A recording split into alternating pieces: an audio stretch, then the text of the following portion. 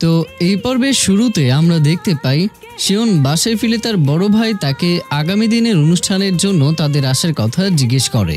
শিওন তো বলে দেয় তারা আসছে। তখন বড় ভাই বলে তাহলে দেখা হবে বাড়িতে। ফোন রাখার পর শিওন ভাবে সুজানকে মেসেজ দেবে। শিওন মেসেজ লিখেও ফেলে, কিন্তু কি মনে করে যেন সেটা আর সেন্ড করে না। সুজান এদিকে শিওনের সাথে তাদের বাড়িতে যাবে কিনা এটা নিয়ে ভাবতে থাকে, মেসেজ করবে কিনা সেটাও সে ভাবতে থাকে। পরে ভাবে আমি কেন মেসেজ করব, শিওনের উচিত মেসেজ করে জিজ্ঞেস করে নেওয়া। সুজান তাই এবার মেসেজের অপেক্ষা করতে শুরু করে। শিওন মেসেজ কেন দিচ্ছে না এই ভেবে বারবার মোবাইল চেক করতে থাকে। মাঝে মাঝে খাবার খাচ্ছে, ড্রিঙ্কস করছে আর নিজেকে কন্ট্রোল করছে যেন শিওনকে সে আগে মেসেজ না দেয়।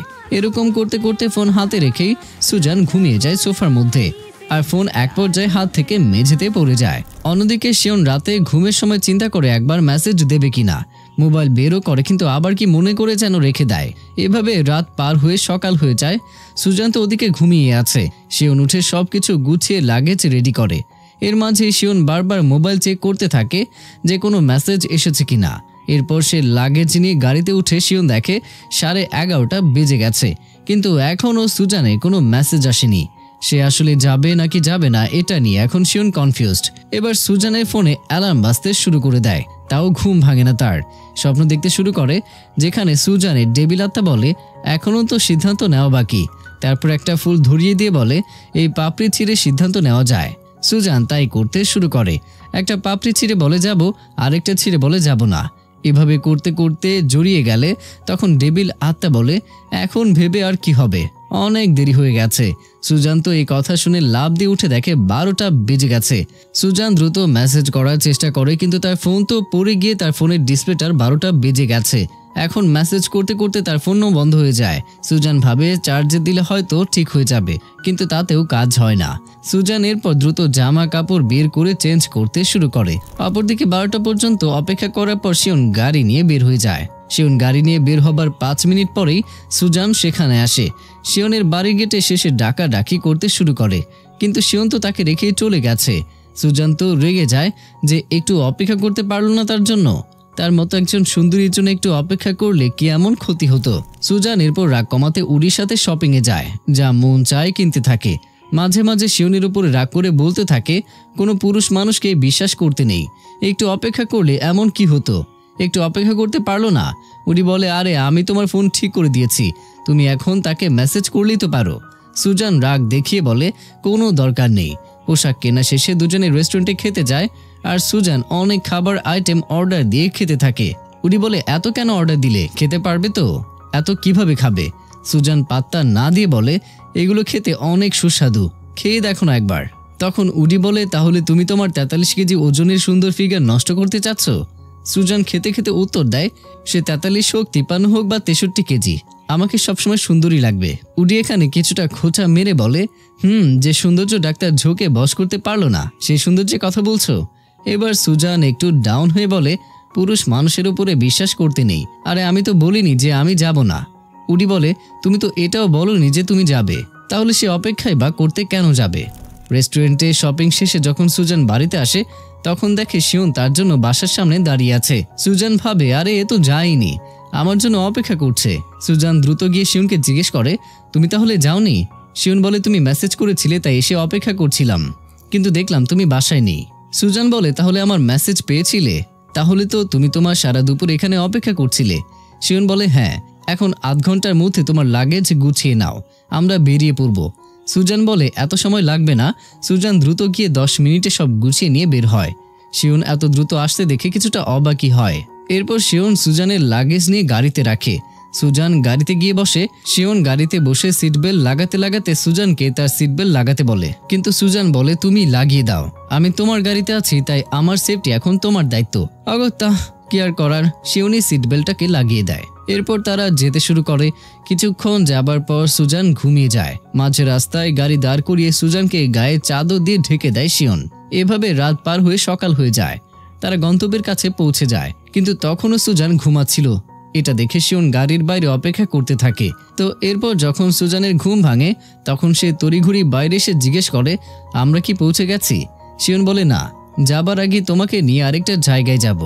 এরপর তারা একটা ফেমাস ফুড শপে যায়। সুজান তো দেখে বলে, আরে এই জায়গাটা তো আমি ইন্টারনেটে দেখেছিলাম, আমার অনেক শখ ছিল এখানে আসার, কিন্তু তুমি কিভাবে জানলে?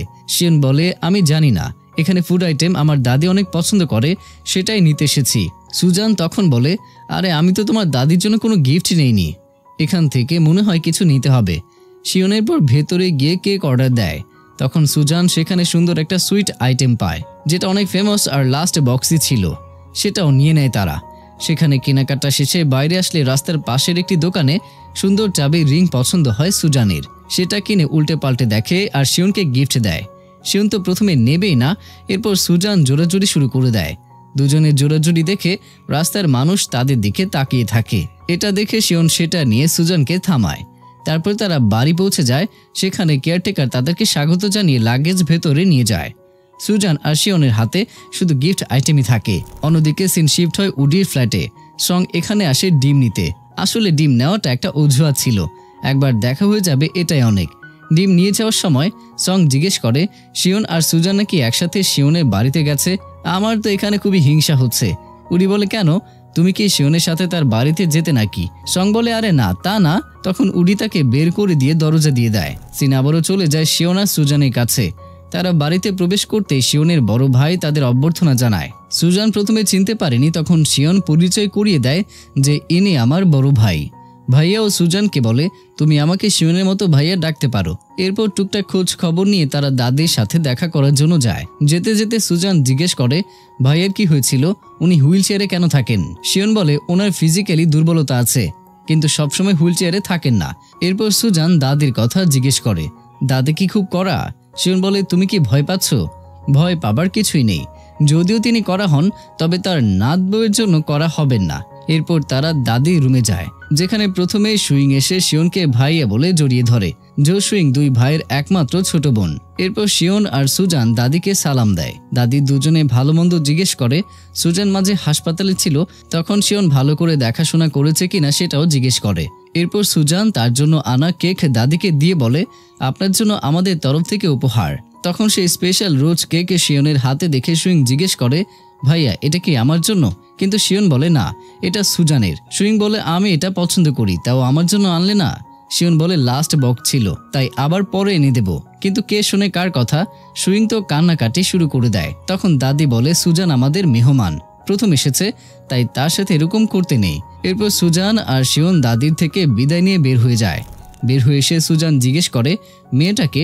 শিওন বলে, আমাদের ছোট বোন জো সুইং, ও একটু দুষ্ট আছে, একটু সাবধানে থাকতে হবে। সুজান বলে, আমার কাছে তো কিউট লাগলো। তখন কেয়ারটেকার তাদের রুমে যাবার কথা বলে। সুজান ভাবে এক রুমে থাকতে হবে, এটা ভেবে সে লজ্জা পেয়ে যায়। কিন্তু কেয়ারটেকার বলে, আপনার রুম এদিকে, ওনার রুম অন্যদিকে। শিওন তখন বলে, অতিরিক্ত ভাবা বাদ দাও। এরপর সুজান চলে আসে রুমে। রুমে এসে সুজান চিন্তা করে কেকটা সে জো সুইংকে দিয়ে দেবে, আবার ভাবে শিওন তাকে কিনে দিয়েছে। এসব ভেবে সুজান সিদ্ধান্ত নেয় দেবার আগে এক পিস খেয়ে দেখবে। যেই ভাবা সেই কাজ, কিন্তু এক পিস খেয়ে তো সে ফিদা হয়ে যায় একদম। এরপর শিওন তার কাছে আসে, বাইরে যাচ্ছে সেটা সে জানাতে আসে, আর এ সময় যেন সুজান কোনো ঝামেলা না করে। এখানে সুজান শিওনকে জোর করে কেক খাওয়াচ্ছিল, আর বাইরে থেকে সুইং এই দৃশ্য দেখে তার তো অনেক হিংসা হচ্ছিল। তাই শিওন যখন বের হয়ে যায়, তখন সুইং কিছু একটা প্ল্যান করে যে এই ফাঁকে কিছু একটা করতেই হবে। অন্যদিকে জিটং চিন্তা করে হার্টবিট কোম্পানিতে জয়েন করার, আর এই জন্য সে বসের সাথে এটা নিয়ে কথা বলতে আসে।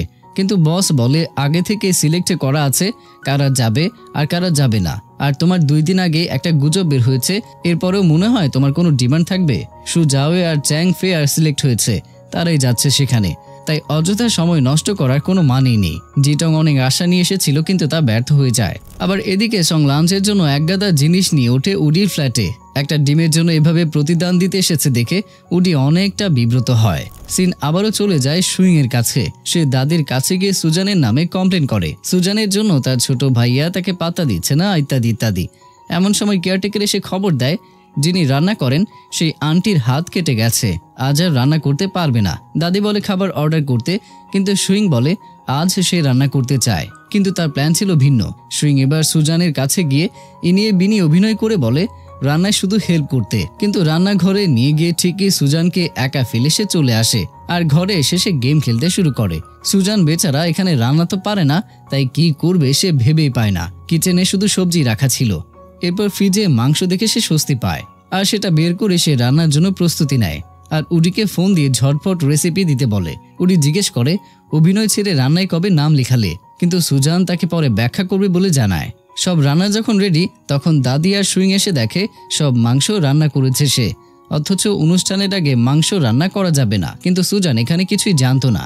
সুইং এই সুযোগে সুজানকে বকা খাওয়াতে চায়, কিন্তু সবাই সুজানের পক্ষ নেয়, কারণ সুজান নতুন, তার না জানাই স্বাভাবিক। আর দোষ ঘাড়ে আসে সুইংয়ের, কারণ সে আগে থেকে এটা বলে দিতে পারত।